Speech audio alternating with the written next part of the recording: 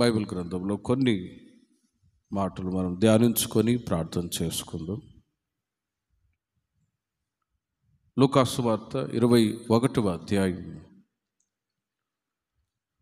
లూకాసు సువార్త 21వ అధ్యాయము 36వ వాక్యాన్ని మనం చదువుకుందాం.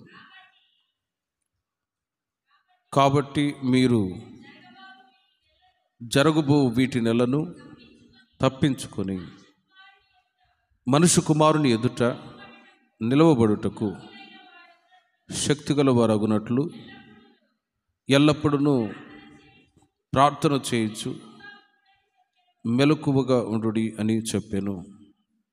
చదవబడిన ఈ వాక్య భాగంలో యేసుక్రీస్తు వారు తనను వెంబడిస్తున్న ప్రజలతోనూ శిష్యులతోనూ తెలియచేసినటువంటి మాటలు. మనము ప్రభు యొక్క రాకడ దినాల్లో ఉన్నాం. ప్రస్తుతం ప్రపంచ దేశాల్లో జరుగుతూ ఉన్న పరిస్థితులన్నీ కూడా గమనించినప్పుడు యేసుక్రీస్తు వారు ఈ లోకంలో ఉన్నప్పుడు తన రాకడకు ముందు జరిగే విషయాలన్నీ కూడా ఒక్కొక్కటిగా తెలియచేస్తూ వచ్చారు. అవి ఈ రోజుల్లో నెరవేర్చబడుతూ ఉన్నాయి. మరి లోకములో జరుగుతున్నటువంటి సంభవాలన్నిటిని బట్టి మనం భయపడిన అవసరం లేదు. కానీ మనం చేయవలసిన కార్యాలు ఏంటో ఇక్కడ ప్రభు వారు ముందుగా తెలియచేశారు. ప్రభు యొక్క రాకడ దినాలు సమీపించుచూ ఉండగా వాక్యం చెప్తుంది, మీ హృదయములో ఒకవేళ తిండి వలనను మత్తు వలనను ఐహిక విచారముల వలనను మందముగా ఉన్నందున ఆ దినము అకస్మాత్తుగా మీ మీదికి ఉరి వచ్చినట్లు రాకుండా మీ విషయమే మీరు జాగ్రత్తగా ఉండుడి అని జాగ్రత్త పడవలసిన విషయాల గురించి యేసుక్రీస్తు వారు తెలియచేశారు. లోకములో జరుగుతున్న సంభవాలను బట్టి మనం ఏదో భయపడి దిగులు చెంది ఉండని అవసరం లేదు. కానీ ప్రభు యొక్క రాకడ సమీపించుచు ఉన్నది అని దేవుని ప్రజలైన మనం జాగ్రత్త పడి సిద్ధపడవలసిన అవసరత ఎంతైనా ఉంది. మరి ఏ విధంగా దేవుని ప్రజలైన మనం ప్రభు యొక్క రాకడకు సిద్ధపడాలి అనే విషయాలు కూడా మనం ఇప్పుడు చదివాము. ఆ దినము భూమి అందంతటా నివసించే వారందరి మీదకి అకస్మాత్తుగా వచ్చును. కాబట్టి మీరు జరగబో వీటి నెలలను తప్పించుకొని మనుష్య కుమారుని ఎదుట నిలవబడుటకు శక్తిగల వారగునట్లు ఎల్లప్పుడూ ప్రార్థన చేయొచ్చు, మీరు మెలకువగా ఉండుడి అంటారు. కనుక ఈ మాటను బట్టి ఈ ప్రభు యొక్క రాకడ దినాలు సమీపిస్తున్న ఈ చివరి దినాల్లో ఎక్కువగా ప్రార్థనలో దేవుని ప్రజలైన మనం గడపాలని దేవుడు సెలవు ఇచ్చాడు. ఎల్లప్పుడూ ప్రార్థన చేయొచ్చు, మెలకువగా ఉండుడి, ఇంకా ఎడతెగక ప్రార్థన చేయుడి అని ప్రార్థన గురించి ఎన్నో మాటలు ఉన్నాయి. మరి ఎల్లప్పుడూ ప్రార్థన చేయాలి అన్నప్పుడు ఎలా సాధ్యమండి, మాకు పనులు ఉంటాయి కదా అని అనొచ్చు. ఆ మధ్య ఒక యవనస్తుల కూడిక ఏర్పాటు చేసి ఎడతెగక లేక ఎల్లప్పుడూ ప్రభుకి మీరు ఎవరైనా ప్రార్థన చేస్తారా అని ఒక ప్రశ్న వేస్తే ఒక యవనస్తురాలు, నేను ఎల్లప్పుడూ ప్రార్థన చేస్తాను, ఎడతెగక ప్రార్థన చేస్తాను అని చేతులు ఎత్తింది. మరి ప్రార్థించటానికి సమయం లేదు కదా, మరి ఎలా చేస్తావమ్మా నువ్వు అని అడిగితే ఆ సహోదరి అన్నదట, నేను ఒక ఆఫీసర్ ఇంట్లో ఒక పని మనిషిగా నేను సర్వెంట్గా పనిచేస్తాను. మరి సర్వెంట్గా పనిచేసేటప్పుడు ప్రార్థన చేయటానికి అసలు సమయం కుదరదు నాకు. అయినా కూడా వాళ్ళ ఇంట్లో ఒక్కొక్క పని చేసేటప్పుడు ఆ సందర్భాన్ని బట్టి ఆ సహోదరి ప్రార్థన చేస్తుందట. అంట్లు కడుగుతుంది. ప్రభు, ఈ అంట్లు ఏ విధంగా నేను శుభ్రంగా కడుగుతున్నానో అదేవిధంగా నా హృదయాన్ని కూడా మీరు పరిశుద్ధపరిచి శుద్ధీకరించండి అని ఆ సందర్భంలో మనసులో అలా ప్రార్థన చేసుకొని పనిచేస్తుందట. మరలా బట్టలు ఉతుకుతుంది అనుకోండి, ఈ సబ్బేసి బట్టలను ఏ విధంగా శుభ్రం చేస్తున్నాను, నన్ను కూడా ఆ విధంగా పరిశుద్ధపరచండి అని ఇలా ఒక్కొక్క సందర్భాన్ని బట్టి ఆ సహోదరికి తోచిన ఆలోచనను బట్టి వాక్యానుసారంగా ప్రార్థన చేస్తూ వచ్చింది. అందరూ బట్టి వాళ్ళందరూ కూడా సంతోషపడ్డారు. నిజమే కదా, చాలామంది మాకు సమయం లేదు, పని పని పని ఉంది, మేము ప్రార్థించలేకపోతున్నాము, సమయం లేదు మాకు అని అంటారు. కానీ ఈ సహోదరి ఒక ఆఫీసర్ ఇంట్లో సర్వెంట్గా పనిచేస్తూ ఉన్నా కూడా మెలకువతో ఎడతెగక ప్రార్థన చేస్తుంది కదా అని అందరూ ఆ సహోదరిని మెచ్చుకొని క్లాప్స్ కొట్టారు. హల్లెలూయా. దేవుని ప్రజలైన మనము మరి సమయం ఉన్నప్పుడల్లా మనము చేయవలసిన పని ఏంటి? కాబట్టి వ్యక్తిగతంగా ఎవరికి వాళ్ళే ఆలోచించుకొని ఈ మాటను బట్టి ప్రభు యొక్క రాకడ సమీపించుచున్నది కనుక మనుష్య కుమారుని ఎదుట నిలవబడుటకు శక్తి గల వారగునట్లు ఎల్లప్పుడూ ప్రార్థన చేయొచ్చు. మనము మెలకువతో కనిపెట్టినప్పుడు నిశ్చయముగా ప్రభు యొక్క రాకడ ప్రత్యక్షమైనప్పుడు ఆయన సన్నిధిలో మనం చేరేటట్లు దేవుడు కృపను దయచేదురుగాక. కాబట్టి ప్రార్థన అనే అనుభవం దేవుని ప్రజలైన మనకు ఎంతైనా అవసరం. ప్రార్థన చేయటానికి మనం సమయాన్ని కేటాయించాలి ఖచ్చితంగా. మరి ప్రార్థించలేని పరిస్థితుల్లో సమస్యలు కూడా ఎదురవుతూ ఉంటాయి. కుటుంబాల్లో, పిల్లల జీవితాల్లో, వ్యక్తిగత జీవితంలో ఏదైనా సమస్యలు వస్తూ ఉన్నాయి. వాటి నుంచి విడుదల పొందాలి అంటే ఖచ్చితంగా దేవుని ప్రజల జీవితాల్లో ప్రార్థన ఎంతైనా అవసరం. ప్రార్థన లేకపోవటం చేతనే సమస్యలు కూడా ఎదురవుతూ ఉంటాయి. కనుక ప్రతి సందర్భంలో దేవుని ప్రజలైన మనం ప్రార్థిస్తూ కుటుంబ క్షేమాన్ని కోరి, పిల్లల క్షేమాన్ని కోరి, సంఘ క్షేమాన్ని కోరి ఇలా సమయం ఉన్నప్పుడల్లా ఎఫెసు సంఘానికి పౌలు గారు తెలియజేస్తున్నారు, మీరు సమయాన్ని పోనివ్వక సద్వినియోగం చేసుకోనండి, అజ్ఞానుల వలె కాకుండా మీరు జ్ఞానం కలిగి నడుచుకోనండి అని అంటారు. కనుక సమయాన్ని పోనివ్వక ప్రార్థన, దేవుని యొక్క వాక్యం చదవడం, ధ్యానించడం, పరులకు వెళ్ళే సమయంలో పరులకు వెళ్ళడం, సాధ్యమైనంత వరకు దైవభక్తికి సంబంధించిన కార్యక్రమాల్లో మీరు ఎక్కువగా ఆసక్తి చూపుదురుగాక.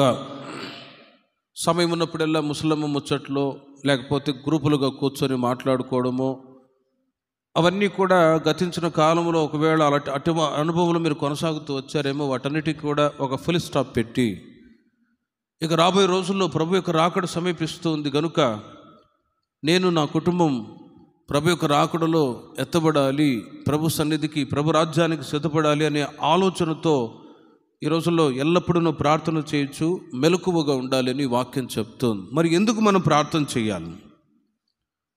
లూకా సువార్త 9వ అధ్యాయము 29వ వాక్యం ప్రార్థన చేయాలి అని వాక్యం చెప్తుంది. మనం ఎందుకు ప్రార్థన చేయాలి? ఆయన ప్రార్థించుచు ఉండగా ఆయన ముఖ రూపము మారెను, ఆయన వస్త్రములు తెల్లనివై దగదగ మెరిసెను అని ఆ వాక్య భాగంలో చదువుతూ ఉన్నాం. ఎల్లప్పుడూ ప్రార్థన చేయొచ్చు, మెలకువగా ఉండుడి అని వాక్యం చెప్తుంది. మరి ఎందుకు మనం ప్రార్థన చేయాలి? ఆ మధ్య ఒక తల్లి కూతురు ఇంట్లో ఉన్నారు, విశ్వాసులే వాళ్ళు. వాళ్ళ కూతురు అంటదట, అమ్మ ప్రార్థన చేద్దాం లేయని. ఆమె అంటదట, ఎందుకు ప్రార్థన చేయాలమ్మా? ఏముంది ప్రార్థన చేయడానికి? ఏముంది ప్రార్థన చేయటానికి? శుభ్రంగా తింటుంది పడుకుంటుంది, ఎందుకు ఇంకా ఏ సమస్య ఉందని ప్రార్థన చేయాలమ్మా అంటదట. ప్రేమిన వర్లారా, ఎందుకు ప్రార్థన చేయాలి, ఎలా ప్రార్థన చేయాలి అనే అనుభవాలు కూడా కొందరికి తెలియని పరిస్థితి. కానీ వాక్యంలో మీరు గమనించండి, మనం ఎందుకు ప్రార్థన చేయాలి అంటే లేచి ప్రకాశించటానికి ప్రార్థన చేయుదుముగాక. యేసుక్రీస్తు వారు శిష్యులు రూపాంతర కొండకు ఎక్కి వెళ్ళారు. ఆయన పేతురును, యోహానును, యాకోబును వెంటబెట్టుకొని ప్రార్థన చేయుటకు ఒక కొండ ఎక్కెను. ఆయన ప్రార్థించుచు ఉండగా ఆయన ముఖరూపము మారెను, ఆయన వస్త్రములు తెల్లనివై దగదగా మెరుసను అని వాక్య భాగములు చదువుతూ ఉన్నాం. ఆ కొండ మీద వెళ్ళి ప్రార్థిస్తూ ఉండగా రూపాంతరపు అనుభవం అక్కడ క్రీస్తు అనుభవించినట్లుగా గమనిస్తూ ఉన్నాం. మరియు ఇద్దరు పురుషులు ఆయనతో మాట్లాడుతూ ఉండిరి. వారు మోషే, ఏలియా అనువారు. వారు మహిమతో అగుపడి ఆయన యెరూషలేములో నెరవేర్చబో నిర్గమమును గూర్చి మాట్లాడుచుండిరి. పేతురును అతనితో కూడా ఉన్నవారును నిద్రమత్తుగా ఉండిరి. వారు మేలుకొనున్నప్పుడు ఆయన మహిమతో మహిమను ఆయనతో కూడా నిలిచి ఉన్న ఇద్దరు పురుషులను చూచిరి. ఆ కొండ మీద జరిగినటువంటి కార్యాన్ని మీరు చూడండి. యేసుక్రీస్తు వారు శిష్యులు ప్రార్థిస్తూ ఉండగా ఆయన ముఖరూపము మారెను, ప్రకాశించెను. రూపాంతరపు కొండ అనుభవం. దేవుని ప్రజలైన మనము కూడా ప్రార్థించినప్పుడు మరి మన ముఖాలు ప్రకాశిస్తున్నాయా లేవా ఒకసారి ఆలోచించండి. ప్రకాశించాలి అంటే ఏదో ఫెయిర్ అండ్ లవ్లీ రాసుకుంటే ప్రకాశిస్తారా అనుకోవద్దు. ప్రకాశించడానికి భౌతికమైన ఫిజికల్ బ్యూటీ కొరకు ఎన్నో కార్యక్రమాలు చేస్తాం. కానీ అంతరంగ పురుషుడు ప్రకాశించబడాలి, మనం వెలుగుమయముగా తేజరిల్లాలి అన్నప్పుడు ఖచ్చితంగా ప్రార్థన అవసరం. ఆ ప్రకాశమానమైనటువంటి ఆ ప్రత్యక్షతను చూచి వాళ్ళు అంటారు, శిష్యులు అంటారు, మోషేకు ఒకటియు ఏలియాకు ఒకటియు 3 పర్ణశాలలు మేము కట్టుదమని తాను చెప్పినది తాను ఎరుగక ఏ చెప్పాను అని ఆ అనుభవం, ఆ రూపాంతరపు కొండలో ఉన్న అనుభవాన్ని చూసి వాళ్ళు సంతోషించి ఇక్కడే ఉంటే బాగుంటుంది అని అంటారు. ప్రేమిని వర్లరా, ద ప్రెజెన్స్ ఆఫ్ గాడ్, దేవుని యొక్క సన్నిధిలో ప్రార్థించే అనుభవంలో కొనసాగుతూ ఉన్నప్పుడు ఇక్కడే ఉండాలి అనిపిస్తూ ఉంటుంది. ఉదాహరణకి గుడారాల పండుగలో 4 రోజులు ఉంటాను. ఇక వెళ్ళేటప్పుడు కొందరు బాధపడుతుంటే ఇంకా 4 రోజులు ఉంటే బాగుంటుంది అంటారు. మరి అక్కడ వసతులు కల్పించాలంటే ఎంత కష్టం. కొన్నిసార్లు జనాలు విస్తరిస్తూ ఉన్నప్పుడు భయం వేసిద్ది. భయం అంటే ఆ భయం కాదు. మరి పౌలు గారు అంటారు, మీరు సమాజముగా కూడట శ్రమకి కారణం అంటాడు. అధికమైనటువంటి జనసందడి ఉన్నప్పుడు ఎక్కడ ఏ సమస్యలు వస్తాయో అని ఒక భయం. అందుకే ప్రతిదీ ప్రార్థన ద్వారా నెలంతా మనం గుడారాల పండుగ నిమిత్తం ప్రార్థన చేస్తున్నామంటే ఆ 4 రోజులు కూడా ఏ ఆటంకాలు కలగకుండా, ఏ సమస్యలు కలగకుండా, అపాయాలు కలగకుండా అక్కడ ఉన్నటువంటి చీకటి శక్తులన్నీ కూడా దూరపరచబడి ఆశీర్వాదకరంగా జరగాలి అంటే ఖచ్చితంగా ప్రార్థన అవసరం. హల్లెలూయా. ఒక 16 సంవత్సరాల క్రితం నేను తిరుపతి దగ్గర సేవ చేస్తున్నప్పుడు యేసన్న గారు, ఆ తర్వాత మోంసి లాజరస్ గారు 3 రోజులు మహాసభలు ఏర్పాటు చేశారు. ఆ 3 రోజులు మహాసభలు ఏర్పాటు చేయడానికి ముందుగా వాళ్ళు మోంసి లాజరస్ చెన్నై నుంచి, మద్రాసు నుంచి వస్తారు. ఒక 10 మంది 7 రోజులు వాళ్ళు ఉపవాసించి ప్రార్థన చేస్తారు ఒక పూట రోజు. చివరిగా 7వ రోజు ఆ తిరుపతిలో ఉండే ఆ దేవాలయాలన్నీ కూడా చూపించండి, మేము అక్కడికి వెళ్ళి వాటిని బంధిస్తాము అంటారు. నేను వెళ్ళి చూపించాను. వాళ్ళు శిలువ గుర్తు వేసి మీరు ఎందుకు ఇలా చేస్తారంటే వాటిని బంధిస్తూ ఉన్నామంటారు.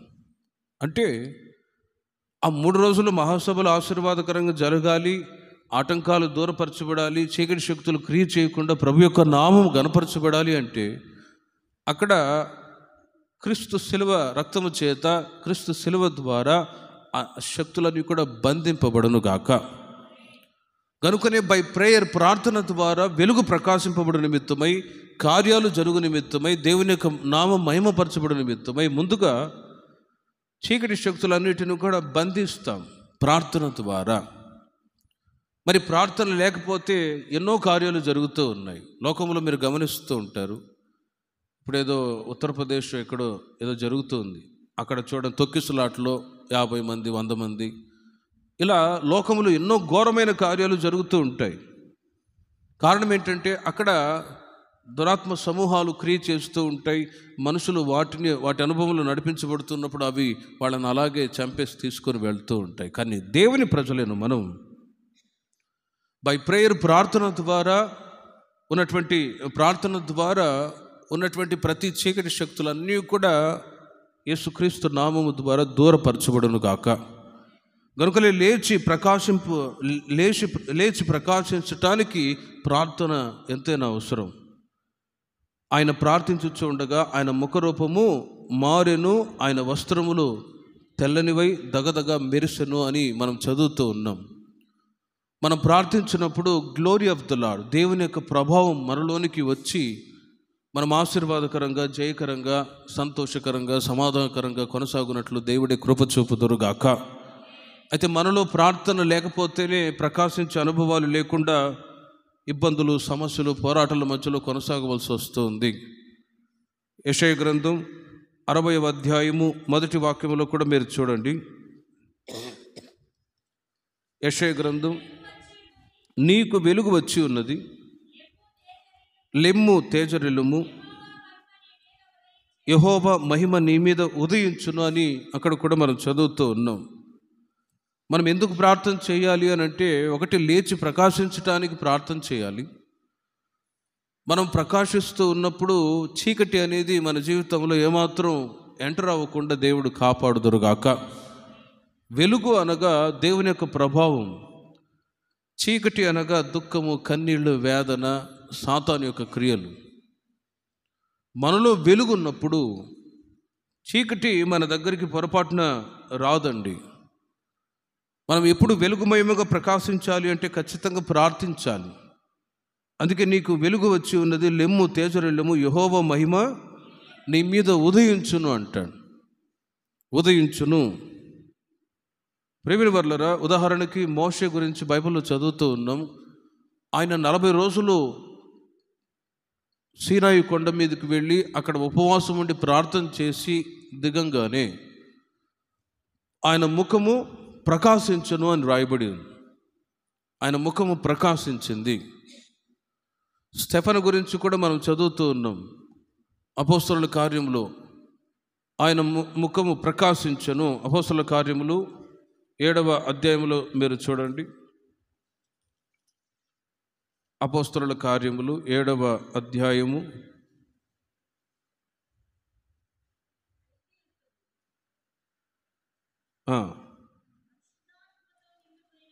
పరిశుద్ధాత్మతో నిండుకొని వాడై ఆకాశం వైపు తేరి చూచి దేవుని మహిమను చూచి, చూడండి, దేవుని మహిమను చూచాడు. యేసు దేవుని కుడిపార్శ్వమున కూర్చున్న ఆ ఒక మహిమని చూచాడు. ప్రార్థిస్తూ ఉన్నాడు. మతపిచ్చి, కులపిచ్చి కలిగిన వాళ్ళతో మాట్లాడుతూ ఉన్నాడు. ప్రేమిన వర్లరా, దేవుని యొక్క మహిమను, యేసు దేవుని కుడిపార్శ్వమున నిలిచి ఉండుటను చూచి, ప్రేమిన వర్లరా, ఆకాశము తెరవబడుటయు మనుష్య కుమారుడు దేవుని కుడిపార్శ్వమున నిలిచి ఉండుటయు చూచుచున్నానని చెప్పెను. ప్రేమిన వర్లరా, మోకాళ్ళుని, ప్రభువా వారి మీద ఈ పాపము మోపకుమని గొప్ప శబ్దముతో పలికిన ఈ మాట పలికి నిద్రించను రాయబడి ఉంది. దేవుని యొక్క మహిమను చూచాడు. ఆ మహిమ ద్వారానే ఈ మాట పలికి ప్రార్థన చేయగలిగాడు. మరి దేవుని యొక్క మహిమ స్టెఫను జీవితంలో ప్రత్యక్షపరచబడకపోయి ఉంటే మరి అలా ప్రార్థన చేసేవాడు అంటే లేదు. రాళ్ళు రుబి చంపటానికి కోపంతో ఉన్న వాళ్ళకి వ్యతిరేకంగా ఇంకా కొట్టాలి, చంపాలనే ఆలోచన వచ్చింది. కానీ గ్లోరీ ఆఫ్ ద లార్డ్, దేవుని యొక్క మహిమ స్టెఫను చూచుట ద్వారా ప్రేమిన వర్లరా ఆ మాట పలికి నిద్రించను. దేవుని యొక్క మహిమ మన మీద ప్రకాశిస్తూ ఉన్నప్పుడు మనం వెలుగుగా ప్రకాశిస్తూ ఉండే అనుభవం అంటే క్రీస్తు కొరకు జీవించటానికి, మనం ఆశీర్వాదకరంగా కొనసాగటానికి, ఏమాత్రం చీకటి అనే అనుభవాలు మన జీవితంలో రాకుండా సంతోషంగా, ఆశీర్వాదకరంగా, ఒకవేళ దుఃఖము, కన్నీళ్ళు ఎదురవుతూ ఉన్నా కూడా అలాంటి పరిస్థితుల్లో కూడా మనం సంతోషంగా కొనసాగటానికి ఈ ప్రార్థన మనకు సహాయం అగునుగాక. ఎఫెసీయులకు రాసిన పత్రిక 6వ అధ్యాయం 18వ వాక్యములో, ఒకటి, ప్రార్థన ఎందుకు చేయాలి అంటే లేచి ప్రకాశించటానికి. రెండవదిగా జయాన్ని పొందటానికి మనం ప్రార్థన చేయాలి. జయాన్ని పొందటానికి ఎఫెసు సంఘానికి పౌలు గారు తెలియజేస్తున్నారు. ఆత్మ వలన ప్రతి సమయమందును ప్రతి విధమైన ప్రార్థనను విజ్ఞాపనను చేయుచు ఆ విషయమై సమస్త పరిశుద్ధుల నిమిత్తమై విజ్ఞాపన చేయుచు, చూడండి, మెలకువగా ఉండుడి అని అంటారు. ఆ పై వాక్యము నుండి మీరు గమనించి చూడండి, అక్కడ ఉన్న విషయాలు మీకు తెలియచేస్తాను. జయాన్ని పొందటానికి మనం ప్రార్థించాలి. పౌలు గారు చాలా విషయాలు తెలియచేస్తూ ఉన్నారు. అందులో 13వ వాక్యాన్ని మీరు చూడండి. అందుచేతను మీరు ఆపద్దినమందు చాలు వారిని ఎదిరించుటకును, ఎవరిని? సాతాను యొక్క అంధకార శక్తులను ఎదిరించటానికి, జయాన్ని పొందటానికి పౌలు గారు తెలియచేస్తూ ఉన్నారు సంఘానికి. మీరు అపవాది తంత్రములను ఎదిరించుటకు శక్తిమంతులగునట్లు దేవుడిచ్చు సర్వాంగ కవచమును ధరించుకొనుడి అని. సంఘానికి, దేవుని ప్రజలకు పోరాటం ఉంది. ఆ పోరాటాల మధ్యలో కొందరు వెనకబడిపోయే వాళ్ళు ఉంటారు, కొందరు జయ జీవితాన్ని జీవించే వాళ్ళు ఉంటారు, సమస్యలను బట్టి కృంగిపోయి ప్రభువుని విడిచిపెట్టే వాళ్ళు ఉంటారు, మరికొందరు ప్రభువుని హత్తుకొని జీవించే వాళ్ళు కూడా ఉంటారు. కాబట్టి సంఘములో దేవుని ప్రజల జీవితాల్లో వస్తున్న పోరాటాల మధ్యలో పౌలు గారు తెలియచేస్తూ ఉన్నారు, మీరు అపవాది తంత్రములను ఎదిరించుటకు శక్తిగల వారగునట్లు దేవుడిచ్చే సర్వాంగ కవచమును ధరించుకొనుడి అని ఆ పై మాటలన్నీ తెలియచేస్తూ, ఆపద్దినమందు వారిని ఎదిరించుటకు సర్వాంగ కవచము, యుద్ధానికి వెళ్ళేటప్పుడు ఆయుధాలు ధరించుకొని వెళ్తారు. ఆయుధాలు లేక వెళ్తే ఇక అంతే సంగతులు, చనిపోతారు. అందుకే మిలిటరీలో, ఆర్మీలో ఉన్న వాళ్ళకి ఖచ్చితంగా గన్నులు ఉంటాయి, సేఫ్టీ ప్రికాషన్స్ ఉంటాయి. వాళ్ళు శత్రువులు వచ్చినప్పుడు తప్పించుకోవటానికి అన్ని ఏర్పాట్లు కూడా ఉంటాయి.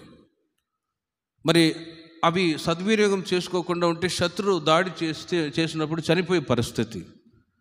కాబట్టి ప్రతి సైనికుడే కానీ, ఆర్మీలో జాబ్ చేస్తున్న వాళ్ళు ఎవరైనా కానీ, సైనికుడు సర్వాంగ కవచమును ధరించుకుంటాడు. యుద్ధ ఉపకరణములను ధరించుకొని యుద్ధానికి వెళుతాడు. మరి దేవుని ప్రజలైన మనకు మరి ఆయుధాలు ఏవి?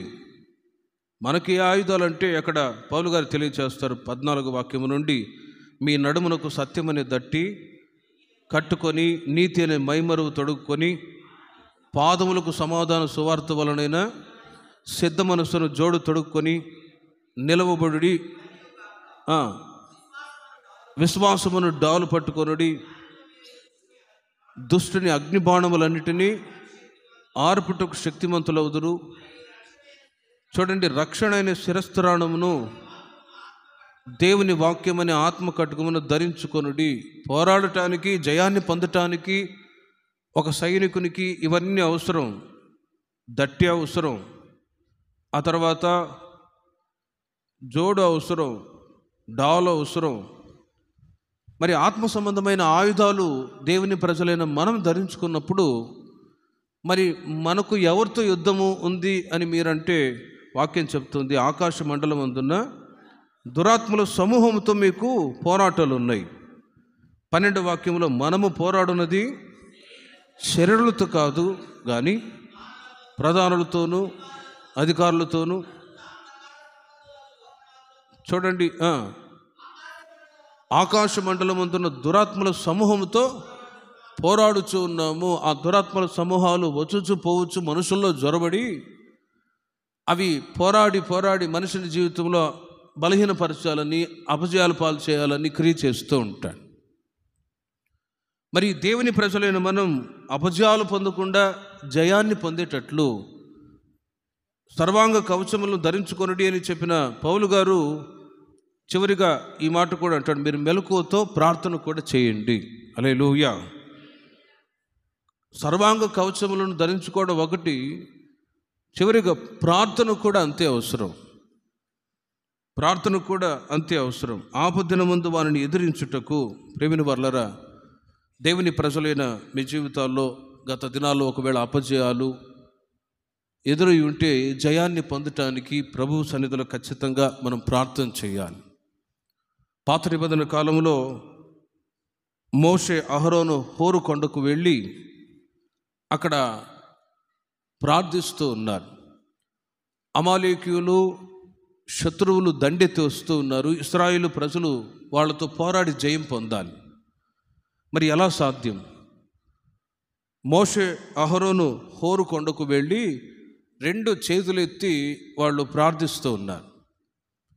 చేతులు ప్రార్థిస్తూ ఉన్నాగానే చూడండి, అమాలేకీయులు యుద్ధంలో అపజయాలు పొందుతూ ఉన్నారు. చేతులు కొద్దిగా బరువెక్కి అలా దించంగానే ఇశ్రాయేలులు ఓడిపోతూ ఉన్నారు. ఇశ్రాయేలులు ఓడిపోతూ ఉన్నారు. కాబట్టి వాళ్ళ చేతులు బరువు ఎక్కకుండా నిమిత్తమై ఒక బండ మీద వాళ్ళని ఆదుకునేటట్లుగా 2 చేతులు అలాగే ఎత్తి ఉంచుట ద్వారా అమాలేకీయులు విజయం పొందారు. దేవునికి మహిమ కలుగును గాక. కాబట్టి ప్రతి సమయంలో మనం చేతులెత్తి ఎందుకు ప్రార్థన చేస్తామంటే జయం కొరకు, జయం కొరకు. ప్రభు మనకు జయ జీవితాన్ని అనుగ్రహించేటట్లుగా ఖచ్చితంగా మనము చేతులెత్తి ప్రార్థన చేయాలి, ప్రార్థన చేయాలి. జయాన్ని పొందటానికి, అపజయాలు దూరం అవ్వటానికి. మరి ఏ విషయంలో మీకు అపజయాలు? పిల్లలకైతే ఎగ్జామ్ విషయంలో జయం కావాలి, యవనస్తులకైతే ఉద్యోగ విషయంలో, వివాహ విషయంలో జయం కావాలి, వృద్ధులకైతే వాళ్ళకి సరైన సమయానికి తిండి దొరికితే చాలు, అదొక అపజయం. మరి ఏ విషయాలలో అపజయాలు ఉన్నాయో ఆలోచించండి. కుటుంబాల్లో పోరాటాలు ఉంటాయి. కుటుంబం అనేది ఒక పోరాటం, సంఘం అనేది ఒక పోరాటం. ఈ పోరాటాల మధ్యలో మనకు ప్రతి విషయంలో ఎవరి జీవితానికి తగినట్టుగా దేవుడు జయం ఇవ్వాలి అంటే చిన్నవాళ్ళైనా పెద్దవాళ్ళైనా ప్రతి ఒక్కరూ ప్రభు సన్నిధిలో మోకరించి ప్రార్థన చేయుదుముగాక. అప్పుడే దేవుడు విజయాన్ని అనుగ్రహిస్తాడు.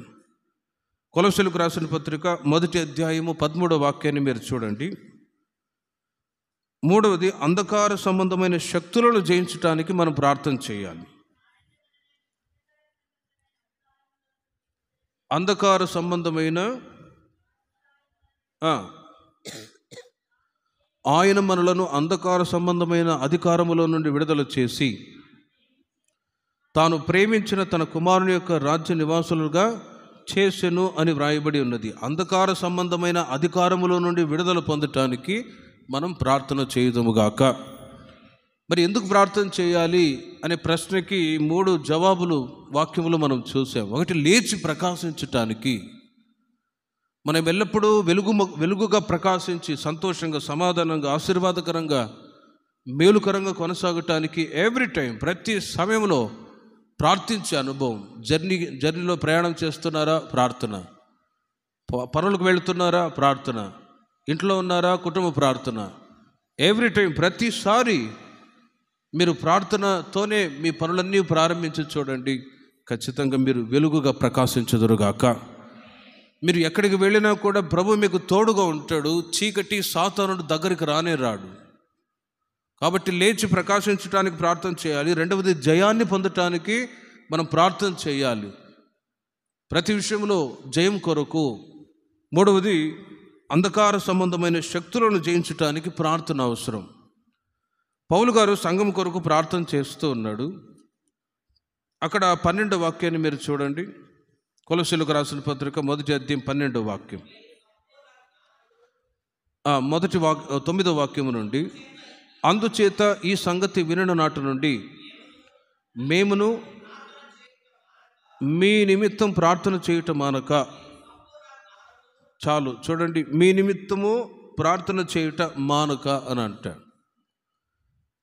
ఏ విషయంలో ప్రార్థిస్తున్నారంటే మనలను అంధకార సంబంధమైన అధికారంలో నుండి విడుదల చేశారు కదా, అది ప్రార్థన ద్వారా, సంఘ ప్రార్థన ద్వారా, సేవకుల ప్రార్థన ద్వారా. అదే నిమిత్తమే కుటుంబంలో ఏదైనా సమస్యలు ఉన్నప్పుడు ఉపవాస ప్రార్థనలు ఏర్పాటు చేసుకుంటారు. సేవకులు, విశ్వాసులు అందరూ కలిసి ప్రార్థించినప్పుడు అక్కడ ఆశీర్వాదానికి ఎదురవుతున్నటువంటి అంధకార శక్తులన్నీ కూడా దూరం అవునుగాక. అందుకే సహవాసం అనేది, సేవకుల సహవాసం, సంఘ సహవాసం అనేది చాలా ప్రాముఖ్యమైంది. ఒకరు ప్రార్థన చేస్తే ఒక వంతే బలం. మరి ఇంతమంది ప్రార్థించేటప్పుడు అక్కడ సాతానుగాడు ఉంటాడా? ఉండడు. నేను కృష్ణా జిల్లాలో సేవ చేస్తున్నప్పుడు ఒక శనివారం ఉపవాస ప్రార్థనకి వెళ్ళాను. అక్కడ ప్రతి శుక్రవారం ఒక 20 మంది కూడుకుంటారు. అక్కడ ప్రార్థన చేయటానికి వెళ్ళాము. అక్కడ అందరూ ప్రార్థన చేస్తున్నాం. మధ్యలో ఒకళ్ళు వచ్చారు, అన్నయ్య ఈమెకు దయ్యం పట్టింది, ప్రార్థన చేయండి. గత రాత్రి అంతా ప్రార్థన చేసినా కూడా ఈ దురాత్మ పోలేదు. అక్కడెవరో పాపం ఇద్దరు వాళ్ళు పాస్టర్ మాట వాళ్ళు ప్రార్థన చేశారు, వాళ్ళను కూడా కొట్టింది మధ్యరాత్రుల్లో. వాళ్ళను కూడా కొట్టింది, దురాత్మ శక్తి పోలేదు అని చెప్తే, సరే ఆ చివర నిలబెట్టండి, అందరూ కలిసి ప్రార్థన చేద్దాం అన్నాం. అందరూ కలిసి ప్రార్థన చేద్దాం. ప్రియమైన వారలారా, యేసు రక్తమని పాట పాడి వర్షిప్ చేస్తూ ఉండంగానే ఆ దురాత్మ శక్తి ఆమెలో నుండి వెలుపలికి వచ్చి, నేను ప్రార్థన చేస్తూ ఉన్న, వర్షిప్ చేస్తూ వెంటనే నా కాళ్ళు పట్టుకొని నన్ను వదిలే వదిలే వదిలే అంటుంది. నేను పట్టుకోలేదు, నన్ను వదిలే అంటుంది అని అంట. నన్ను వదిలే వెళ్ళిపోతావు, వదిలే వెళ్ళిపోతావు, వదిలే వెళ్ళిపోతా అంటుంది. ప్రియమైన వారలారా, చూడండి, అప్పుడు గ్రహించాను, సేవకులుగా సంఘముగా ప్రార్థిస్తూ ఉన్నప్పుడు ప్రభువు ఆ దురాత్మ శక్తిని బంధిస్తాడు. హల్లెలూయా, బంధిస్తాడు. అందుకే through the servant of God. సేవకుల సహవాసం, సంఘ సహవాసం ఎందుకు ప్రాముఖ్యమైనది అంటే ఇందు నిమిత్తమే. వెంటనే ఇదిగో ఇక రానని చంపదెబ్బలు వేసుకుంటే చంపదెబ్బలు వేసుకున్నది గట్టిగా. ఇక ప్రార్థన చేశాను, పడిపోయింది, లేచి నేను ఎక్కడ ఉన్నాను అంటది. ఇక్కడే ఉన్నావులే అమ్మా, నీళ్లు దాపించండి అంటారు. ప్రియమైన వారలారా, ఆ దురాత్మ శక్తులు పట్టినప్పుడు వాళ్ళు అన్కాన్షియస్లో ఉంటారు, ఎక్కడ ఉన్నారో తెలియని పరిస్థితి. ఇలా దేవుని యొక్క నామం అక్కడ గణపరచబడుతూ ఉండటానికి గల కారణం ఏంటంటే, అంధకార శక్తులు దూరపరచబడి నిమిత్తమై దేవుని ప్రజల జీవితాల్లో ఖచ్చితంగా ప్రార్థన అవసరం. కొన్నిసార్లు విశ్వాసులైన వాళ్ళు కూడా రాత్రుల్లో నిద్ర పట్టక దురాత్మలు క్రియ చేస్తూ ఉండే పరిస్థితి. వీటన్నిటికీ విడుదల ప్రార్థనే. అందుకే పడుకునేటప్పుడు కూడా గట్టిగా ప్రార్థన చేసుకొని పడుకోలేదు. అపవాదిని ఎదిరించండి, అప్పుడు వాడు మీ యొద్ద నుండి పారిపోవును అని వాక్యం చెప్తోంది. నిద్ర పట్టక పీడకలలు, రకరకాల ఇబ్బందులు అవుతున్నాయి అని అంటారు అప్పుడప్పుడు. మరి పడుకునేటప్పుడు కూడా ఖచ్చితంగా ప్రార్థన చేసుకొని పడుకోవాలి, గద్దించి ప్రార్థన చేసుకోవాలి. దురాత్మ శక్తులు క్రియ చేస్తూ ఉంటాయి. గతంలో నేను చదువుకున్నప్పుడు కూడా అంత నమ్మేవాడిని కాదు, దురాత్మ శక్తులు ఉంటాయా, దయ్యాలు ఉంటాయా అని. సేవకు వచ్చిన తర్వాతే డైరెక్ట్గా దయ్యంతోనే మాట్లాడుతూ కూర్చున్నాను. అంటే దురాత్మ సమూహాలు ఉన్నాయి, అవి వచ్చుచు పోవచ్చు, మనుషుల్లో జొరబడి బలహీనపరుస్తూ ఉంటాయి. కానీ ప్రియమైన వారలారా, వీటన్నిటికీ విడుదల పొందాలి అంటే మనలో ఆ పరిశుద్ధాత్మ శక్తి, గ్లోరీ ఆఫ్ ద లార్డ్, దేవుని యొక్క కృప, అభిషేకం మనలో ఉంటే వాటిని కూడా మనం జయించగలం. హల్లెలూయా. సంఖ్యాకాండం 23వ అధ్యాయం 23వ వాక్యములో చూడండి. సంఖ్యాకాండం 23వ అధ్యాయం 23వ వాక్యములో, యాకోబులో మంత్రము లేదు, ఇశ్రాయేలులో శకునము లేదు.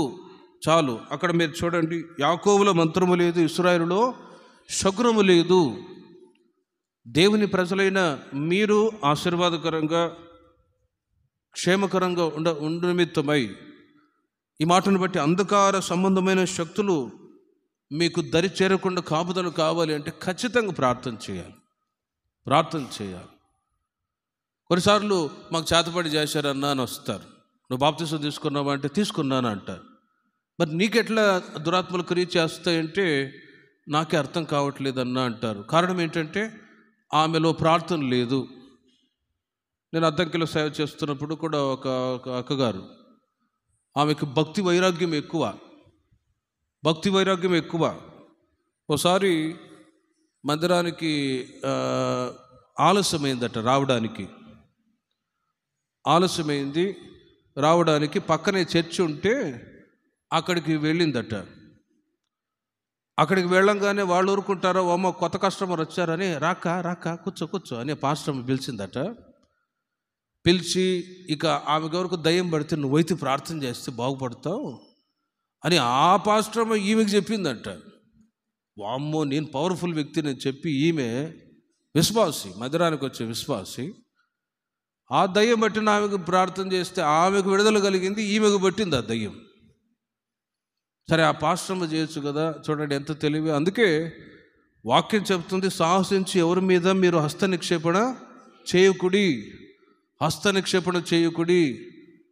కొందరు మాకు ప్రార్థన, మేము కూడా బలవంతులం, ప్రార్థన అని చేతులు పెట్టారా, వాళ్ళకు విడుదల పొందింది మీకు పట్టింది. అది రియల్గా జరుగుతున్న తంతులు ఇవి. కొందరు మేము ప్రార్థన చేస్తాం, రండి ప్రార్థన చేస్తారంటారా. జరిగే సహోదర విశ్వాసి చూడండి, ప్రార్థన చేసి వచ్చింది, ఇక ఇంటికి వచ్చి భోజనం చేసుకొని పడుకుంటుందా, నిద్ర పట్టట్లా బీరువ దగ్గర నల్ల కనబడ్డట్టు ఉలిక్కిపడి లేచి కూర్చున్నది. రాత్రంతా నిద్ర పట్టలే. ఉదయాన్నే వచ్చి అన్నయ్య నా కొరకు ప్రార్థన చేయ అన్నయ్య, రాత్రంతా నిద్ర పట్టట్లేదు, ఆ బీరువ దగ్గర నల్లగా దయ్యం కనబడ్డట్టు, ఎక్కడికి వెళ్ళినా ఇంట్లో మొత్తం దయ్యం అంతా తిరుగుతున్నట్టు కనబడుతుంది అన్నయ్య అని. ఎప్పటి నుంచి అని అడిగితే ఈ విషయాలన్నీ చెప్పింది. మొన్నటి రోజున చర్చికి రావాలనుకున్నాను, లేట్ అయింది పనిబడి. పక్కన చర్చికి వెళ్తే ఆ పాస్టర్ అమ్మ మరి నాకు ప్రార్థన చేయమంటే ఈమె మేఘాల మీదకి వెళ్ళిపోయింది. ఇలా పొగిడే వాళ్ళు ఉంటారు. మీరు పొగిడేవాళ్ళు, నువ్వు ప్రార్థన చేస్తే బాగుంటుంది అని పొగిడే వాళ్ళు ఉంటారు. పొగిడి మీరు అతిశయపడి ఏదైనా సాహసించి మామూలుగా ప్రార్థన చేస్తే ఓకే, చేతుల నుంచి ప్రార్థన చేస్తే హస్త నిక్షేపణ చేయటం ద్వారా ఆ దురాత్మ శక్తులు వాళ్ళలో నుండి విడుదల పొందుతాయి. వాటిని ఎదిరించే శక్తి నీకుంటే అవి ఏమి చెయ్యవు. లేకపోతే అవి జ్వరబడి నిద్ర లేకుండా చేయడం, రాత్రుల్లో పీడకలలు రావడం, మరణ భయము, ఇవి చాలామంది అప్పుడప్పుడు అక్కడక్కడ నేను గమనించాను. కాబట్టి ప్రియమైన వర్లరా, అంధకార శక్తులు, ఒక మాట చెప్తాను మీరు చూడండి. ద డివైన్ అథారిటీ, మార్కు సువార్త చివరి అధ్యాయం 16వ అధ్యాయము చివరి మాటలు మీరు చూడండి. నా నామమున నమ్మిన వారి వలన ఈ సూచక క్రియలు కనబడును. ఏవనగా నా నామమున దయ్యములను వెళ్ళగొట్టుదురు, క్రొత్త భాషలు మాట్లాడుదురు, పాములు ఎత్తిపట్టుకొందురు, మరణకరమైనది ఏది త్రాగినను అది వారికి హాని చేయదు, రోగుల మీద చేతులుంచినప్పుడు వారు స్వస్థత నొందుదురు. ఎప్పుడు ఈ కార్యాలు జరుగుతాయంటే ద డివైన్ అథారిటీ, అధికారం దేవుడు తన శిష్యులకు ఇచ్చాడు. ఆ అధికారం దేవుని ప్రజలైన మీరు కూడా పొందుకొని చేయాలంటే ప్రేమిన వర్లరా, ఆ కృప, అభిషేకము, ప్రార్థనా జీవితం అవసరం. కాబట్టి ఈ రోజున దురాత్మ శక్తులు ఎవరికో ఎందుకు కుటుంబాల్లో కలహాలు, సమస్యలు, ఇబ్బందులు అవి క్రియ చేయకుండా ఉండనిమిత్తమై ఖచ్చితంగా మీరు పోరాడి ప్రార్థన చేసి చూడండి. అంధకార శక్తులు దరి చేరకుండా దేవుడు కాపాడుదురుగాక. ఇశ్రాయేలులో యాకోబుల మంత్రము లేదు, ఇశ్రాయేలులో శకునము లేదు. ఇశ్రాయేలు యాకోబు ఇశ్రాయేలుగా మార్చబడ్డాడు. దేవుని ప్రజలకు గుర్తుగా ఉంది. దేవుని ప్రజలకు విరోధంగా మంత్రము లేదు, శకునము లేదు. మరి ఎవరో చేతబడి చేశారు అన్నట్టుగా ఉంది. భయం వేస్తుంది, దిగులు పడుతున్నాను అని అంటే దానికి గల కారణం ప్రార్థనా జీవితం లేనందువలననే దిగులు, కలవరాలు, భయము ఇవన్నీ ఎదురవుతూ ఉంటాయి. కాబట్టి ఒకవేళ అట్టి పరిస్థితుల్లో ఉంటే ఖచ్చితంగా గద్దించి ప్రార్థన చేయండి. దురాత్మ శక్తులు దరి చేరకుండా ప్రభు క్షేమాన్ని దయచేదురుగాక. నజరేయుడని యేసు నామములో పో అని గద్దించి చూడండి. దురాత్మ సమూహాలు ఉండవు. యేసు నామాన్ని ఉచ్చరిస్తేనే చాలు, ఆ దయ్యాలకు దడిబొట్టిపోతాయి. కాబట్టి అందుకే ప్రతి శనివారం ఈ విధంగా ప్రభు మిమ్మల్ని ఇక్కడ ఎందుకు తీసుకొస్తున్నాడంటే ఆ పరిశుద్ధాత్మ శక్తిని పొందాలని, ప్రార్థన ద్వారా ఆ కృపను పొందాలని, పరిశుద్ధాత్మ శక్తి ద్వారా, ప్రార్థన ద్వారా ఆ శక్తి మీలో ప్రవహించునుగాక. ప్రార్థన శక్తి ద్వారా, పరిశుద్ధాత్మ శక్తి ద్వారా మీరు వెళ్తూ ఉన్నప్పుడు పొరపాటున సాతాను శక్తులు దరి చేరకుండా ప్రభు ప్రార్థన ద్వారా జయ జీవితాన్ని అనుగ్రహించుదురుగాక. ప్రార్థన చేసుకుందాం. విన్న వాక్యాన్ని బట్టి ప్రార్థన చేసుకుందాం. ఎల్లప్పుడూ నువ్వు ప్రార్థన చేయొచ్చు, మెలకువగా ఉండు. ఎవరికి వాళ్ళే ప్రార్థన చేసుకుందాం. అడుగుదాం. లేచి ప్రకాశించటానికి మనం ప్రార్థన చేయాలి.